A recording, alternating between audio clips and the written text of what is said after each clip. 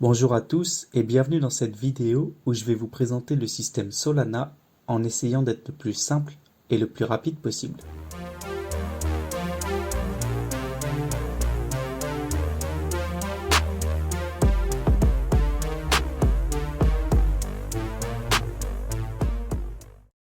Vous avez déjà certainement entendu parler de Solana et de sa crypto-monnaie Sol en 2021 due à son incroyable valorisation.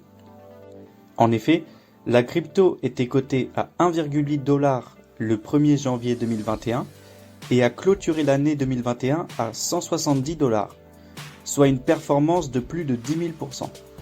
Le projet Solana a été fondé par Anatoly Yakovenko, qui auparavant a travaillé pour l'entreprise de technologie réseau Qualcomm pendant plus de 10 ans. Solana sert à peu près aux mêmes usages que la blockchain Ethereum, c'est-à-dire qu'elle permet la création de dApps ou applications décentralisées.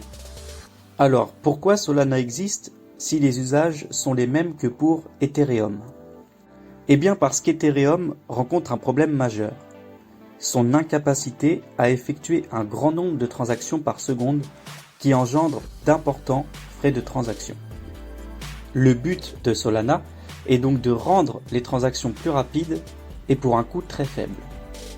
Comment le projet y parvient-il ?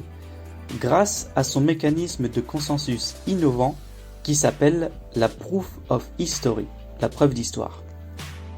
Pour valider une transaction, Solana utilise comme beaucoup d'autres projets la Proof of Stake, mais ajoute dans les variables du calcul le temps, c'est-à-dire l'heure à laquelle une transaction a eu lieu. Ce qui fait que les validateurs ont cette donnée en moins à calculer, rendant la résolution du calcul beaucoup plus rapide. Voici quelques exemples d'usage de la blockchain Solana.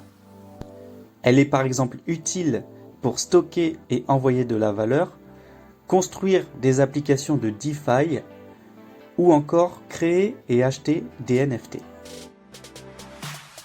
La crypto-monnaie utilisée sur Solana s'appelle le Sol. Elle permet différents échanges sur la blockchain et peut être stakée pour participer au fonctionnement du réseau.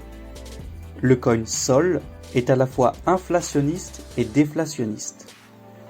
Inflationniste car de nouveaux sols sont émis pour récompenser les validateurs du réseau, et déflationniste car 50% des frais de transaction sur Sol sont automatiquement brûlés, c'est-à-dire supprimés de l'offre en circulation.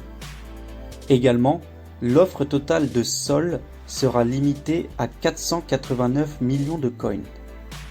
Si cette vidéo vous a plu, n'hésitez pas à vous abonner et à liker. C'était Crypto, je vous dis à la prochaine.